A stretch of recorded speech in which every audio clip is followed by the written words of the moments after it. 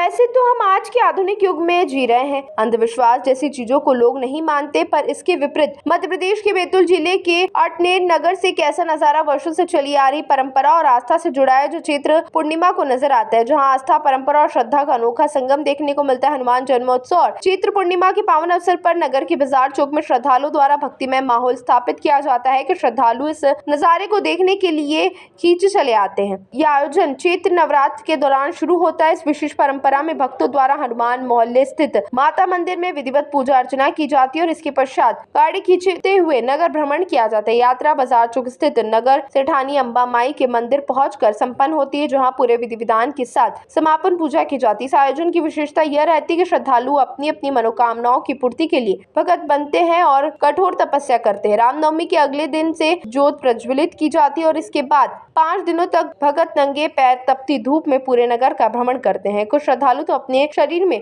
नाड़े पिरोकर अपनी आस्था और संकल्प का प्रदर्शन करते हैं, जो इस परंपरा को और भी अद्वितीय बनाता है। स्थानीय मान्यताओं के अनुसार वर्षों पहले जब नगर में महामारी फैली थी और चिकित्सा सुविधा उपलब्ध नहीं थी, तब लोगों ने माता रानी की आराधना की। धीरे धीरे महामारी समाप्त हुई और तभी से यह परंपरा शुरू हुई, जो आज भी पूरी श्रद्धा और विश्वास के साथ निभाई जा रही है। अटनेर में चैत्र पूर्णिमा का यह महोत्सव आस्था और भक्ति का जीवंत प्रतीक बन चुका है।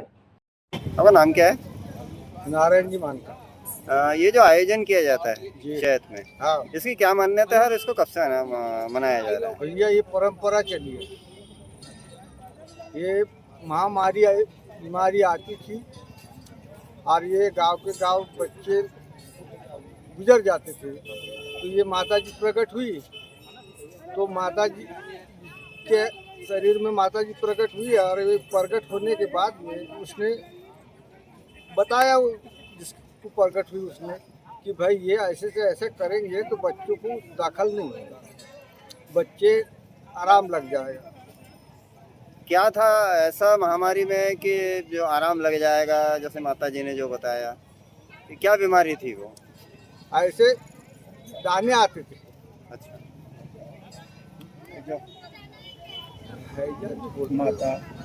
माता माँ बोलते, सेवा की बीमारी बोलते थे।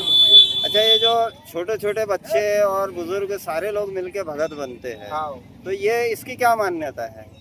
ये तो परंपरा चालू है ना। परंपरा चालू भी है, ये चलेगी भी। अगर ये नहीं चली तो बहुत नुकसान हो जाएगा। नहीं तो क्या इसमें कुछ और मान्यता रहती है कि छोटे छोटे बच्चों को भी जो भगत बनाते हैं कि मान्यता रहती, जिसकी अच्छा, मन्नत रहती वही भगत बनता है। क्या नाम है आपका? कहाँ रहते हैं आप?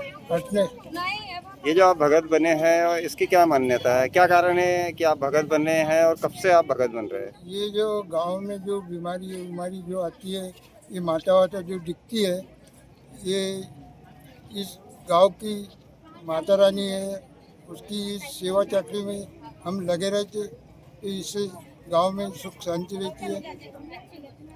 और दूसरी बात, इस गांव की इस माता रानी का दानव खप्पर मेरे पास में है, मुझे खप्पर चढ़ाना पड़ता है, इसलिए मुझे हर साल भगत बनना पड़ता है और मैं घट भी लगाता हूँ और माता रानी की चरण में उसको अर्पण कर देता हूँ। तो कब से आप इस भगत बन रहे हैं? मतलब कब से आप जुड़े हुए इस पर? ये मुझे हो गए 5-6 साल हो गए। 5-6 साल हो गए। तो छोटे छोटे बच्चों को भी भगत बनाया जाता है? हाँ, तो उनकी जो मन्नतें रहती है, भाई कोई जाके मंदिर में जाते, वो बोलते हैं कि भाई मेरे बच्चा अच्छा हो जाएगा तो मैं भगत बना के भाई गाड़ी कूदा दूंगा, ये मन्नतें रहती है। अच्छा, गाड़े खींचने का क्या है, क्या कारण है कि गाड़े खींचे जाते हैं?